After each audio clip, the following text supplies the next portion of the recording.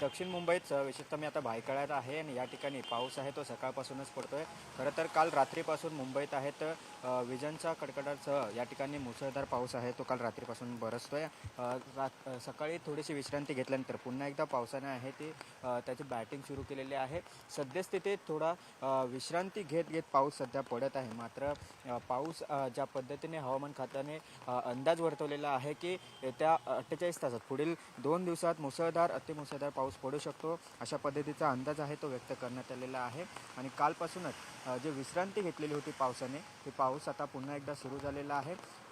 पाऊस सकाळपासूनच या ठिकाणी विशेषतः जोरदार आणि विजांच्या गडगडांसह या ठिकाणी मुसळधार पाऊस पडतो आहे।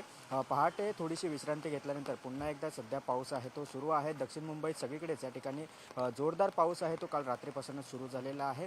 अनेक भागांमध्ये सकल भागांमध्ये पाणी साचण्यास सुरुवात झाली, मात्र सद्यस्थितीत कुठेही कोणतीही वाहतूक सेवा विस्कळीत झाली नाही किंवा रेल्वे सेवा देखील विस्कळीत झाली नसल्याची देखील माहिती आहे। मात्र असाच जर पाऊस पडत राहिला तर सकल भागात पाणी साचून वाहतूक सेवा आहे ती विस्कळीत होऊ शकते।